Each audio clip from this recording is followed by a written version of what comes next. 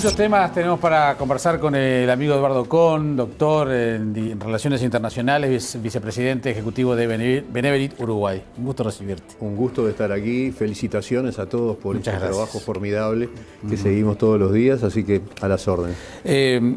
Yo siempre cuento que cada vez que hablamos de estos temas, que te convoco a la radio para conversar de esto, de temas vinculados al Medio Oriente, etcétera, tú siempre me decís, pero yo no soy objetivo, yo tengo posición formada. Y yo justamente digo que yo creo que es importante conocer lo que piensan todos los que están aquí, pero también desde la ecuanimidad. Yo creo que tiene que haber una instancia para hablar de la causa israelí, de los problemas del Medio Oriente, de las guerras, de lo que está sucediendo, con un poquito de distancia y sin la pasión de la coyuntura. Me consta que tú, desde tu posición, lo intentás. Sin ninguna duda. Es obligación. Es obligación porque además Medio Oriente no es solo el conflicto político entre Israel y la autoridad palestina, o entre Israel y Hamás, o entre Israel y ambos. Hoy Medio Oriente es un polvorín lamentable, pero lamentable. Yo señalaba justamente ayer en un diario colega de ustedes que ahora se habla mucho del Estado Islámico y de las barbaries que comete el Estado Islámico, y ahora se horrorizaron mucho porque, claro, quemar vivo a un piloto es un acto de barbarie que uno no sabe si hay que retrotraerse a la edad de piedra probablemente. Pero uno pensaría, y en estos 3 últimos años, los que hoy salieron a decir cosas muy fuertes, desde el mundo árabe me refiero, el propio rey de Jordania, ¿qué fue lo que dijo sobre Siria con más de 200.000 muertos? ¿Qué fue lo que previó en la llegada del Estado Islámico, que ahora quemó a un piloto sirio en un acto de barbarie, pero viene decapitando, degollando, matando mujeres? ¿Qué decimos de Boko Haram? Entonces, Medio Oriente es un polvorín terrible de futuro muy incierto, porque además los que tienen que tomar los primeros pasos, los que tienen que, digamos, uno piensa que tienen que hacer las primeras, no sé si medidas, pero por lo menos acciones, y ya sabemos que son los 5 países que tienen veto en el Consejo de Seguridad. No pensemos que es el secretario general de Naciones Unidas, porque en ese caso no habremos leído la Carta de Naciones Unidas y cuáles son las potestades del secretario general. Y esos 5 países sabemos que en estos 3 años no miraron para el costado con el tema de Siria, fue mucho peor. Algunos lo defendieron, como en el caso de Rusia, y otros amenazaron, como el caso de Estados Unidos, diciendo que habían pasado la línea roja, un discurso de un sábado, me acuerdo perfectamente, que estábamos todos esperando, bueno, ¿qué pasó? Usaron armas químicas, etcétera, y terminaron en una negociación banal con un presidente sirio que siguió igual, y el Estado Islámico cada vez, digamos, agarrando más terreno, más poder y matando más gente. En suma, Medio Oriente, si uno dice Medio Oriente, es un problema no solo complejo, sino que es un lugar desde donde salen guerras y terrorismo que repercute después en Europa, claro, y en América Latina y en Estados Unidos. Eduardo, ¿y por qué se llega a esta situación? Si uno entra a buscar la punta de la madeja, ¿por qué hoy es un polvorín? ¿Qué caminos confluyen en ese hoy? Lo que tú decías, Israel, Palestina, eso capaz que está más claro y es lo que más o menos conocemos más. Pero también es interesante conocer las raíces también de esas diferencias. Recuerdo un libro del año pasado, hace 2 años, de un investigador histórico Israel, de apellido uruguayo. Ah, sí, Marcos Israel. Marcos Israel, que analiza justamente las entrañas del conflicto en la historia. Exacto. ¿No? Que es muy interesante. Pero digamos, quizás ese conflicto es el que más o menos tenemos más presente. Pero ¿cuáles son los caminos que confluyen para decir esto es un polvorín hoy? Hoy justamente Carolina Beloca, en el Observador de hoy, en el diario El Observador y en la página del Observador, dice en su artículo una frase o un título muy importante. O sea, en el caso de Israel-Palestina estamos hablando de un conflicto político. Estamos hablando de un conflicto político, lo cual es diferente en el Medio Oriente. ¿Por qué es diferente? Porque los otros conflictos tienen profundas raíces religiosas, pero profundas raíces religiosas, a tal punto que hoy están enfrentados sectores de la misma religión, porque es obvio que el rey de Jordania y Jordania son musulmanes, y sin embargo, una vez que quemaron vivo al piloto el otro día, dijeron que el Estado Islámico es todo lo contrario a lo que pregona el Corán, que son obviamente blasfemos y que hay que terminar con ellos hasta el último hombre. Además, cuando hay conflictos religiosos, generalmente se utilizan ese tipo de fraseología que uno también le cuesta mucho interpretar. Por ejemplo, un ministro jordano sale a la pantalla y llora, pero realmente se pone a llorar cuando habla de lo que le pasó al piloto, etcétera, etcétera. Pero en el acto se pone muy serio y dice, lo que tenemos que hacer es lo que dice el Corán, tenemos que matarle a las mujeres, a los hijos, a los niños. Es decir, cuando vienen los conflictos religiosos se pierden todos los puntos de referencia, eso está claro, y esto tiene raíces profundamente religiosas. En Siria, Bashar el-Assad pertenece a un sector, digamos, del mundo islámico muy pequeño, y el temor de Bashar el-Assad fundamental, que eso se escribe muy poco, es que si él cae derrotado, si a él lo derrocan el Estado Islámico o quien sea, digamos, todo su clan y todo su lugar de estadía en el norte de Siria van a ser exterminados, porque ese es el sistema de venganzas que él mismo está usando para defenderse. Entonces, si bien acá hay intereses políticos poderosos, si bien acá hay cuestiones económicas muy importantes, claro, porque evidentemente Siria era un bastión para Rusia le es muy importante, entonces no aceptaba que determinadas negociaciones, etcétera. Todo eso que sí sabemos, el factor religioso cada vez influye más. Y hoy en día está muy claro cuando vienen las matanzas, cuando vienen... hay temas religiosos muy claros, o sea, los cristianos han sido crucificados. El Papa lloró el año pasado pidiendo por favor que se haga algo, pero nadie hizo nada, y los cristianos siguieron crucificados. O sea, en el tema religioso el extremismo va muy fuerte y cada vez va peor porque las venganzas son cada vez peores. Claro, pero ¿y cuál es el argumento que hay para tratar de convencer o de hacer desistir a ese suicida que está envuelto en bombas, que dice recibir órdenes de arriba de que no se inmole en un centro comercial? No hay, lamentablemente, digo, hay que decir, yo generalmente trato de decir que la realidad son los hechos. Los hechos son que no hay, porque el Estado Islámico, por ejemplo, el Estado Islámico ha sido muy claro. Ellos van a seguir hasta el último hombre. Mientras haya uno, ellos van a seguir, no van a decir, bueno, vamos a sentarnos en una mesa de negociaciones, claro, y querer el Estado Islámico. No, eso no existe. Eso no lo esperemos porque no va a existir. En el caso de la guerra civil de Siria, que también involucra obviamente al Estado Islámico, Bashar el-Assad dice, yo no me voy a sentar con esta gente. Y entonces voy a seguir haciendo lo que estoy haciendo. En el caso de Boko Haram, bueno, ya llega a otros extremos, pero también lo mismo. Y cuando hay un terrorista suicida, por ejemplo, de Hamas, que va y se inmola, como tú dijiste, bueno, el tema del convencimiento lo estamos viendo más que nada en los atentados ahora. Lo vimos mucho en Israel muchos años cuando ponían bombas en una discoteca y mataban 40 chiquilines que estaban simplemente bailando, etc. Bueno, hoy esos atentados terroristas siguen, porque hace poco en Jerusalén un coche atropelló a toda la gente que estaba en una parada de autobús y el terrorista sabía que lo iban a matar, porque alguien se iba a defender y lo iba a matar. Pero lo vemos mucho, el ejemplo que tú diste, lo vimos, y este año lo vimos, en Europa. O sea, los que salieron a matar a todos los periodistas, caricaturistas de Charlie Hebdo, sabían perfectamente que su destino final, sin inmolarse, iba a ser que los iban a acercar y matar. Ellos sabían perfectamente que era una misión suicida. Pero además ni siquiera pensaron en las consecuencias que podían tener de tener que matar más gente, porque eso entra también dentro de su concepto. El terrorismo es el terror por el terror, o sea, dar miedo. Salieron, aparecieron los policías, los mataron. Así de sencillo. Los que entraron al supermercado kosher, o sea, es un supermercado que vende comida kosher, esos son muy grandes en Francia. Hay chiquitos, pero también hay muy grandes porque es una comunidad muy grande.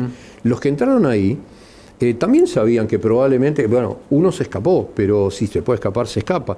Pero sabían perfectamente que podían morir en el intento. No importa, el tema era matar gente, o sea, estaban convencidos. O sea, hay líderes religiosos, lamentablemente, líderes religiosos, que los convencen firmemente de que esa es su misión en la tierra. Y la realidad son los hechos. podemos comentar qué disparate, qué locura, esto no es racional, pero los hechos son estos, suceden, no de ahora, de mucho tiempo. Bien, ¿y todo esto ha hecho distraer la atención de lo que pasa en Israel? No.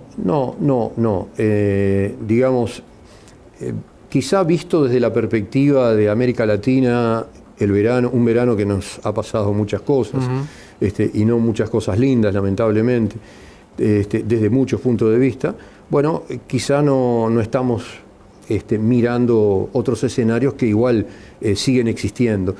Israel hoy estamos a 9, ¿verdad? Está a 35 días aproximadamente de elecciones, que como toda campaña electoral es muy dura, y que como toda campaña electoral pareja se va a hacer más dura a medida que llegue el momento. En este periodo electoral que hay en este momento en Israel, hay aparte, digamos, de las discusiones internas sobre economía, sobre sociedad, son muchas las de política exterior. La mayor discusión quizá hoy sobre política exterior sea algo que acá se ha comentado poco, pero que es titular en todos los diarios, o sea, el Congreso de Estados Unidos, que está dominado por republicanos en ambas cámaras, ha invitado al primer ministro Netanyahu a hacer un discurso. El discurso tendría que ver con las tratativas de Estados Unidos con Irán.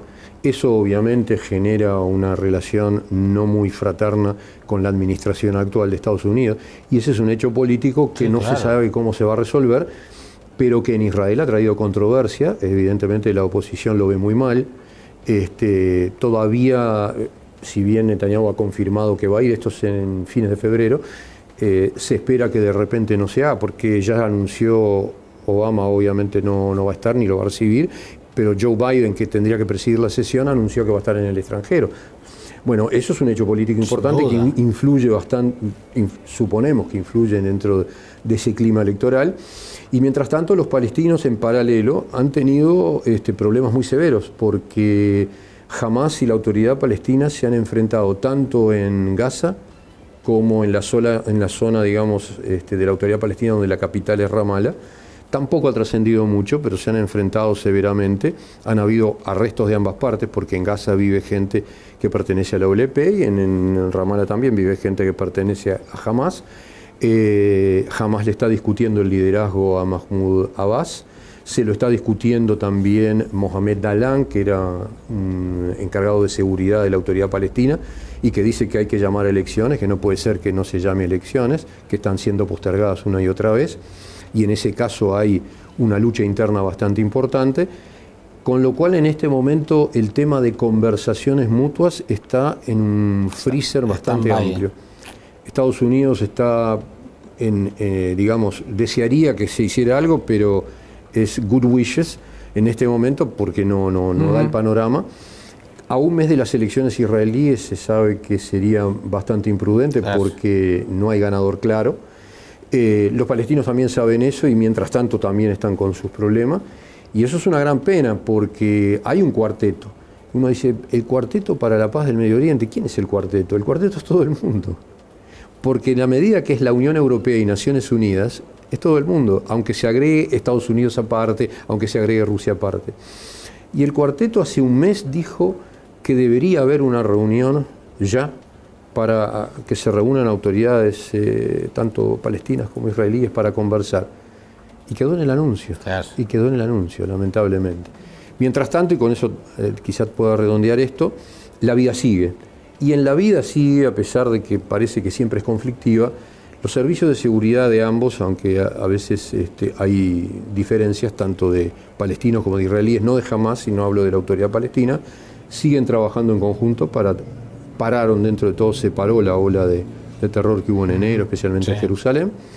Los servicios de seguridad siguen trabajando juntos, el comercio se sigue dando.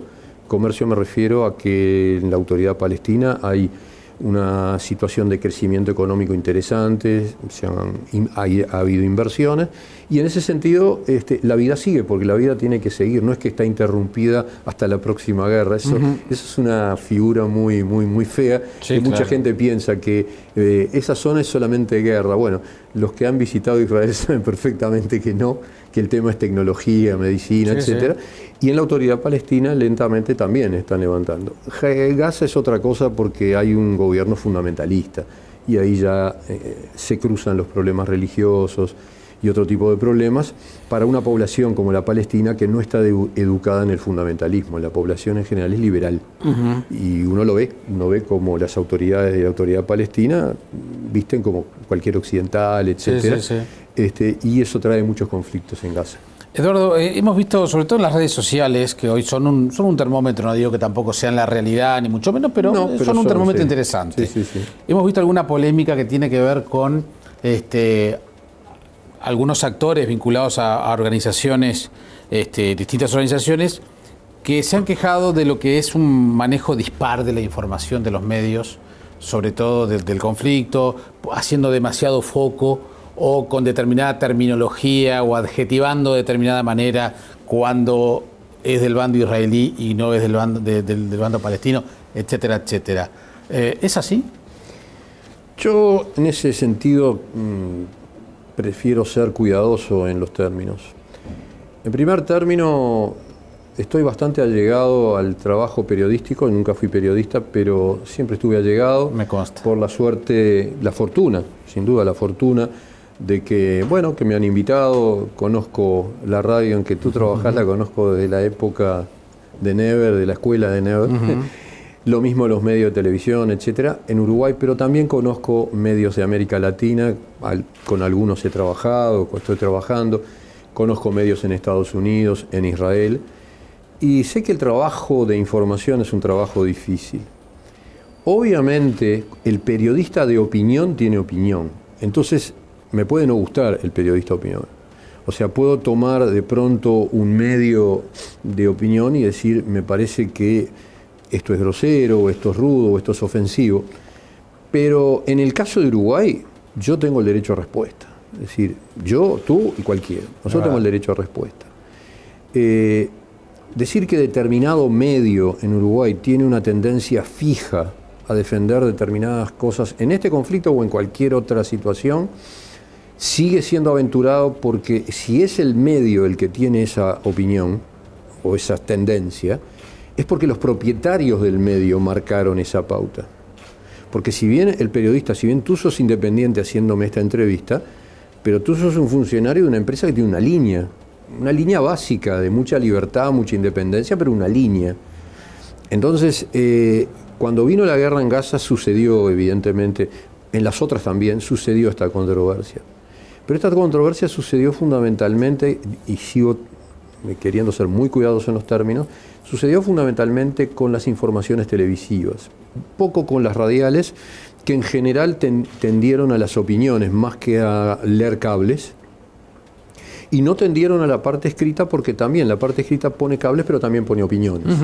En el caso de la televisión, en general no le da el tiempo para poner opiniones. La televisión lo que hace es, según el contrato que tiene, pone lo que le llega. Y evidentemente hay cadenas internacionales que sí tienen una línea de acción. Digo, la CNN tiene una línea que viene, bueno, CNN actúa de determinada manera, TV Española actúa de determinada manera, Al Jazeera actúa de determinada manera, Hispan TV actúa de determinada manera. Yo sigo Hispan TV y es notorio que tiene una línea determinada para dar determinado tipo de noticias. Bueno, en ese caso, si el canal solo pasa una determinada línea, puede molestar o a la parte o a Israel, o puede molestar a la parte palestina según la línea de lo que pasa. Lo que probablemente le pidieron las redes sociales, porque yo leía las redes sociales y las discusiones, es que querían opinión. Y bueno, nosotros no creo que uno tiene que respetar los formatos de la televisión. No todos los canales pueden o quieren tener tiempos de opinión, minutos de opinión, como tienen otros canales en otros países. En Argentina está la opinión internacional, la opinión nacional, tienen cronistas de policiales que da toda una información de policiales, pero en forma de opinión también. O sea, los casos policiales, digo, no hablo del caso Nisman, que ya es una tragedia política. Ahora ¿no? vamos a hablar de él. Pero digo, un caso policial, el caso de lo que pasó en Uruguay, en Argentina se hicieron programas de opinión, pero se hicieron se banalizó el tema, pero eso es otra historia. Sí, sí, sí. Pero se hicieron programas de opinión. Bueno, acá tenemos programas de opinión, y en los programas de opinión va todo el mundo, o sea, a los canales, pero los programas de opinión no están en los noticieros. Yo reconozco de que en ese sentido se ha estigmatizado, y creo que antes de estigmatizar lo mejor es conversar. Creo que en Uruguay nos conocemos todos, y creo que es muy prudente cuando, si yo me enojo con Jaime Clara, quien conozco hace tantos años, porque me parece que dijo algo en la radio que no me gustó, lo primero que tengo que hacer es llamarlo por teléfono y decirle si me acepta, sentarnos a ver si yo entendí bien o no entendí bien, y creo que es lo mejor. Creo, en mi opinión, sería lo mejor. Esa es la manera en que yo trato de actuar. Eduardo, está terminando una administración de gobierno, Sí. Del presidente Mujica, del canciller Almagro, Sí. Donde también se ha hablado mucho de las diferentes posiciones que ha tomado. El canciller Luis Almagro hasta estuvo en la frontera, sí. Allí en el Chuy con símbolos, bufanda, bandera, etcétera. ¿Cuál es la evaluación que tú haces de lo que ha sido la posición uruguaya o del gobierno de Mujica específicamente con respecto a todo este tema del conflicto del Medio Oriente? La posición de esta administración con respecto al conflicto saltó, digamos, como posición durante la última guerra en agosto, septiembre del año pasado, fundamentalmente en dos aspectos que se conversaron acá en este mismo sillón y en otros lados.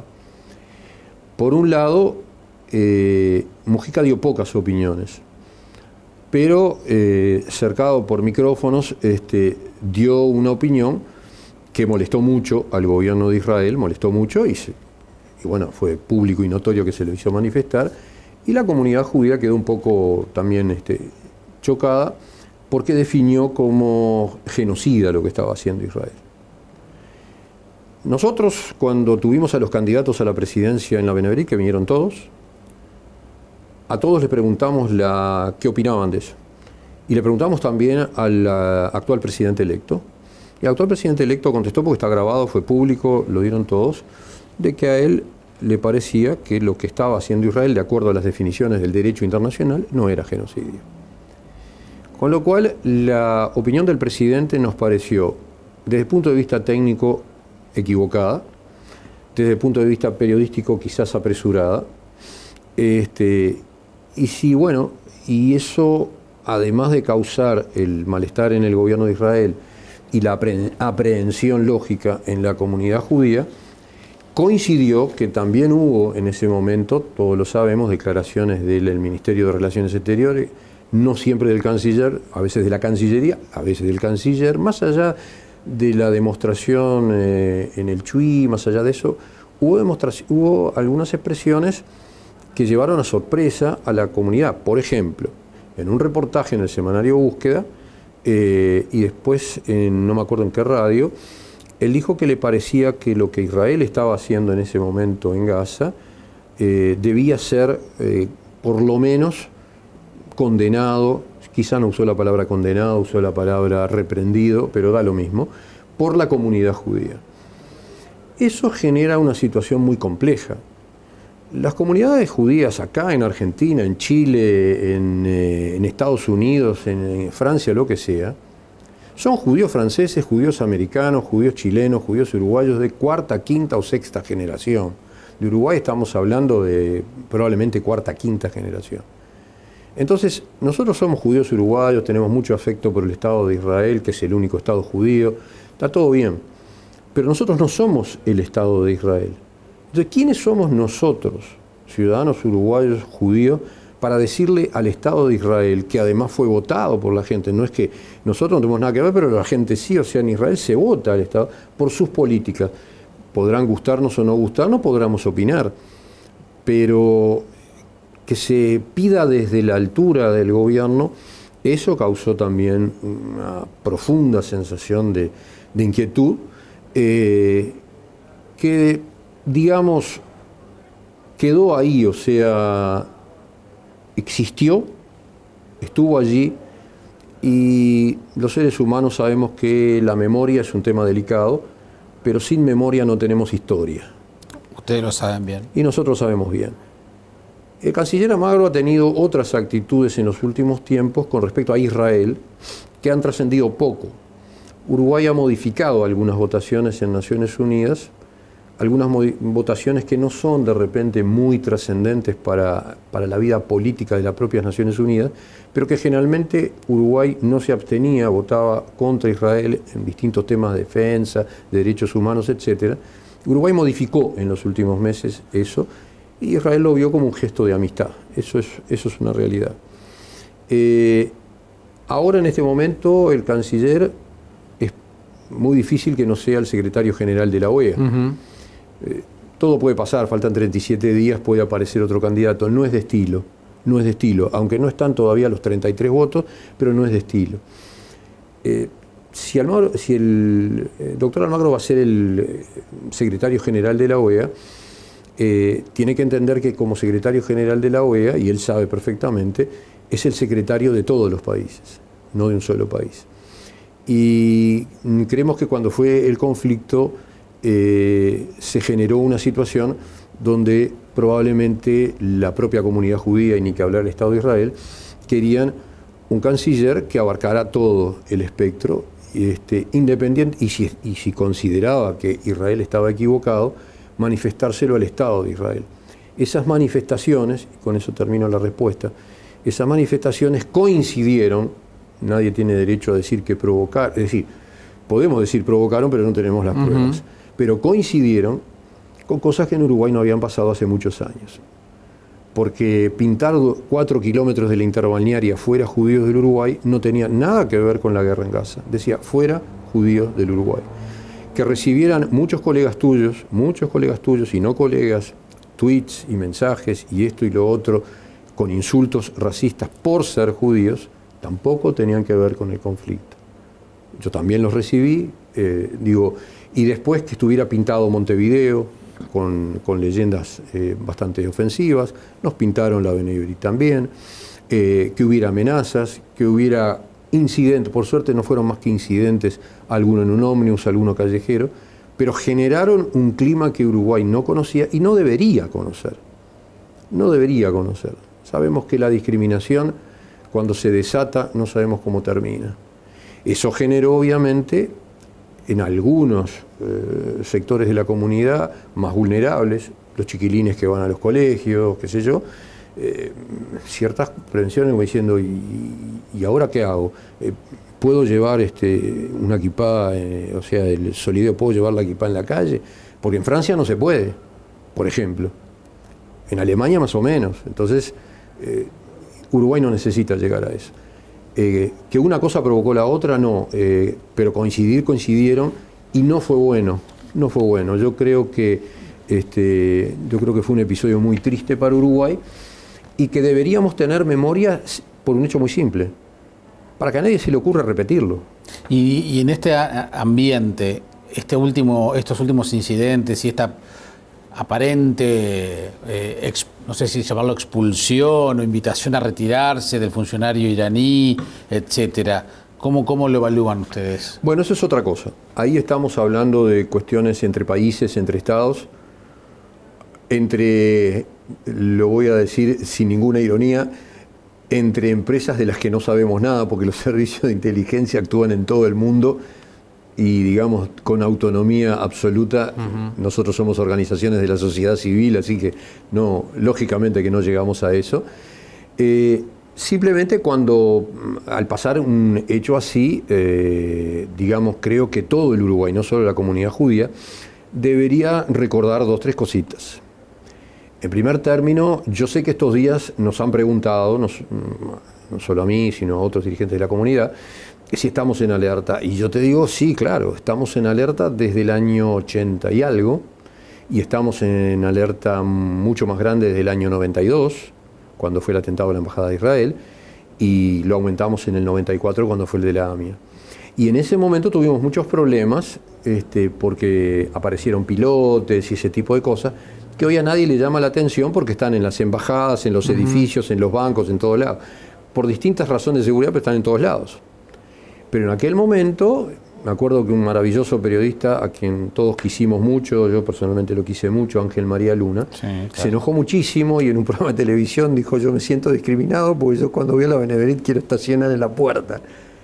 Y le digo: yo también estoy discriminado. Yo también estoy discriminado. Yo también quisiera estacionar en la puerta. Y mucho más te digo, yo no quisiera vivir atrás de barrotes. Porque a raíz del problema del terrorismo, y que puede haber un atentado terrorista, un edificio tan lindo que da a la calle y que tiene ventanas a la calle, resulta que ahora está todo tapiado y nosotros trabajamos con luz artificial.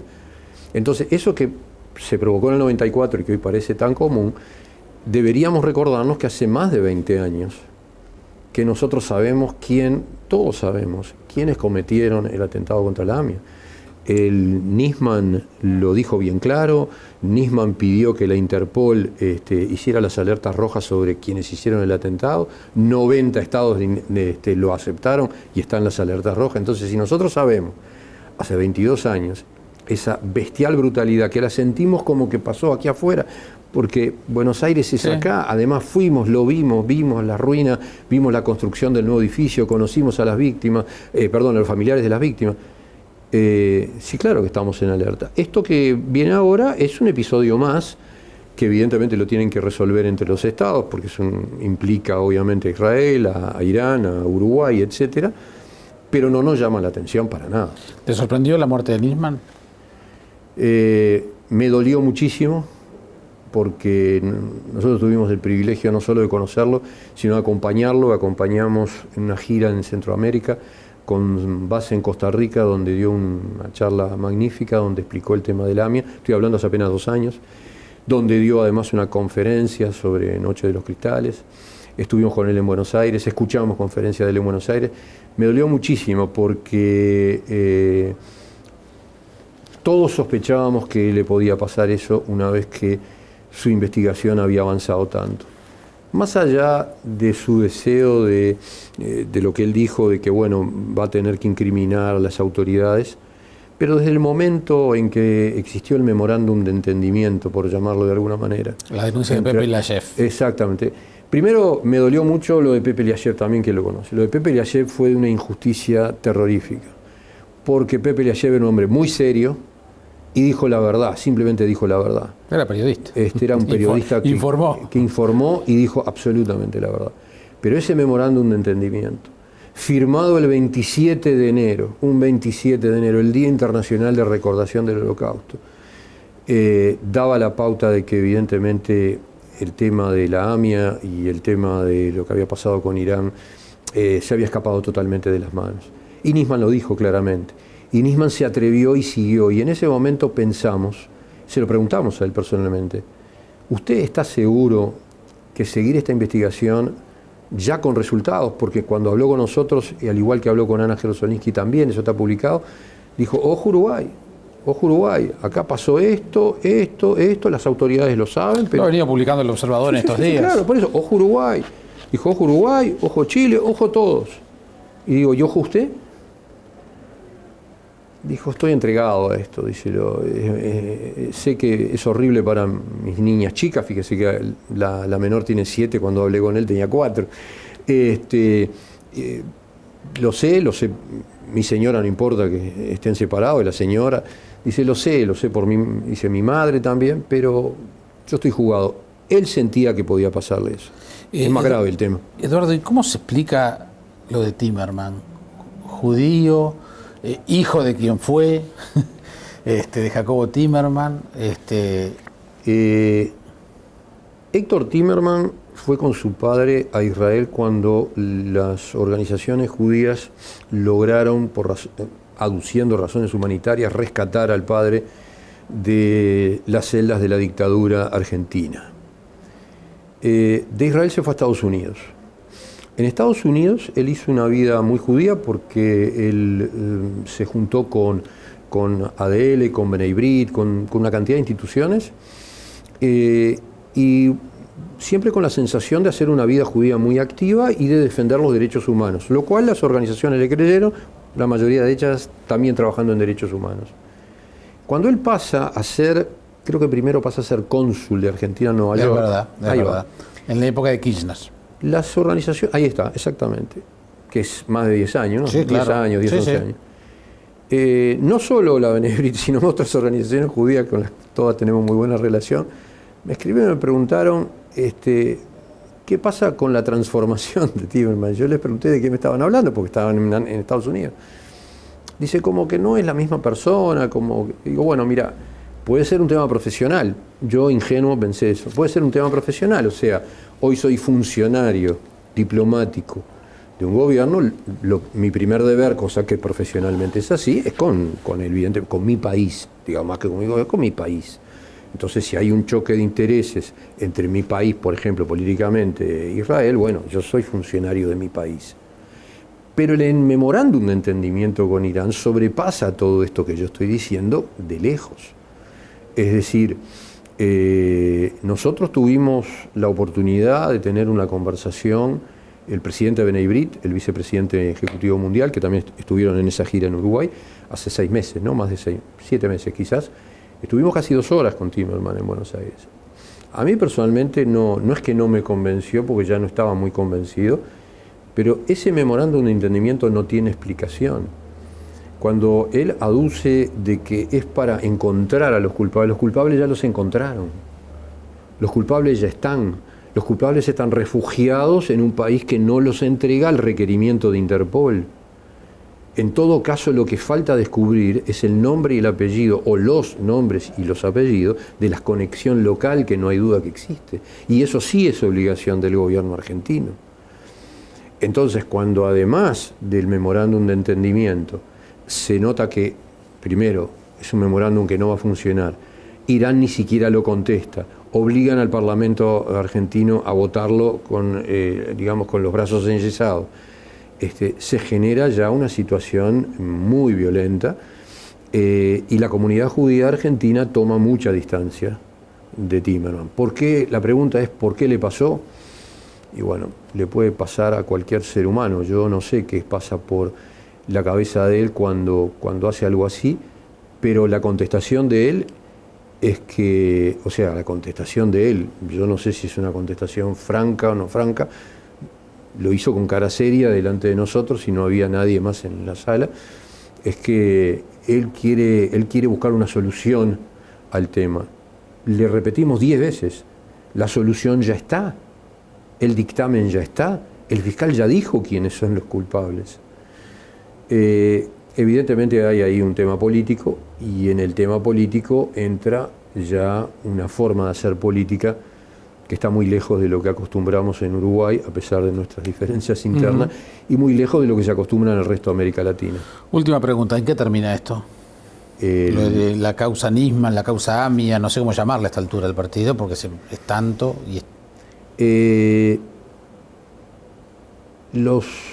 en general, las instituciones de la comunidad judía y en general la gente de la comunidad judía de Argentina, que es bastante grande y numerosa, la más numerosa de América Latina, sabe que no debe tener muchas esperanzas de que esto se aclare. La muerte de Nisman puede ser que se aclare, porque en este momento ya llegamos a un 96% de la población argentina hecho por empresas serias, empresas como la de Berestein, o sea, empresas muy serias de encuestas que no creen que se haya suicidado. Entonces creo que ahí, de alguna manera, los jueces y los fiscales van a tener que defender su integridad y encontrar un dictamen. Pero ese dictamen no va a resolver la causa AMIA. 22 años después, mira, Jaime, hubo muchos atentados terroristas, hubo en Francia, hubo en España, hubo en Inglaterra, en Israel a cada rato. Que me digan uno donde no se sabe quién es el que hizo el atentado. Que no lo agarraron, como en el caso de Francia, que se escapó la chica, eso puede ser. O que no agarraron a uno en Israel, eso puede ser.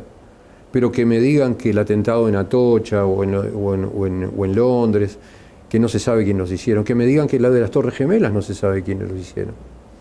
Entonces, ¿solo no se sabe quiénes lo hicieron en el caso de la AMIA? Tampoco, se sabe quiénes lo hicieron. Se sabe quiénes lo hicieron. Entonces, ¿cómo termina? Y termina con mucha desesperanza. Ha sido un privilegio recibirte una vez más. No, al contrario, Gracias el por venir. Agradecido soy yo, la verdad, un gusto estar acá. Del mismo modo. Hasta pronto. Encantado.